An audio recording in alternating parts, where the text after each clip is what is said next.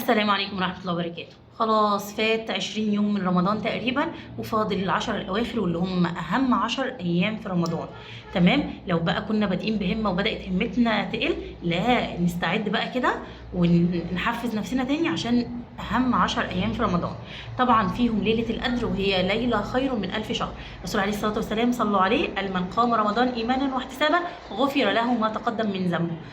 طيب رمضان كله كتير مننا مش هيقدر على الحكايه دي. في اوبشن تاني، تعالوا: من قام ليله القدر ايمانا واحتسابا، تمام، غفر له ما تقدم من ذنبه. يبقى ايه؟ ليله واحده بس احنا مش عارفينها هي ممكن تكون في ايه، في اي يوم في العشر الاواخر. الرسول عليه الصلاه والسلام قال: التمسوها في الوتر، في الليالي الوتريه. ودلوقتي احنا عندنا مشكله، دلوقتي نص الدول العربيه هيبقى عندها ليالي وتريه، والنص التاني هيبقى عندها ليالي زوجيه. يعني النهارده هتبدا الليالي الوتريه في معظم الدول العربيه، اما احنا هنا في مصر فلسه الليالي الوتريه هتبدا عندنا بكره. فاحنا هنبدا من النهارده ان شاء الله وباذن الله ان احنا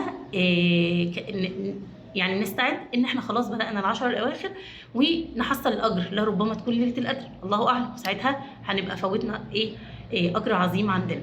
طيب خلاص، هنبدا من النهارده ان شاء الله باذن الله. هنقسم وقتنا ازاي؟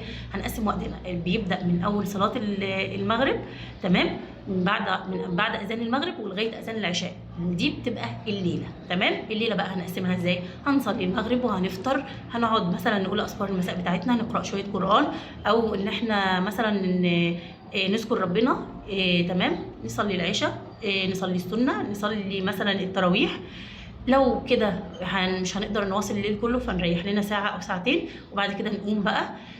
الليلة بتتقسم: نصلي، تعبنا من الصلاة، نقرأ قرآن، تعبنا من قراءة القرآن، نذكر ربنا، تسبيح بقى وتهليل وتحميد وتكبير، تمام، تعبنا، ونصلي على النبي، تعبنا، ندعي، واحنا قلنا ان الدعاء برضو عبادة، تعبنا. بعد كده في آخر الليل واحنا بعد السحور مثلا، وقت السحور ده بيبقى استغفار، وبالأسحار هم يستغفرون، تمام كده. يبقى ادي الليلة بتاعتنا. ازاي بقى ال10 ايام نقضي الوقت بتاعنا من المغرب ولغايه الفجر، تمام.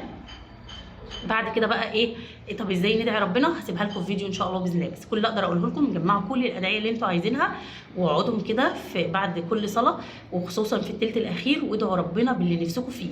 عايزين بقى تدعوا ربنا ازاي بالظبط؟ ان شاء الله باذن الله هسيب لكم فيديو ازاي ندعي ربنا عموما، وخصوصا في الليالي الوتريه لعلها تكون ليله القدر. سميت ليله القدر لان ممكن يتغير فيها اقدارنا.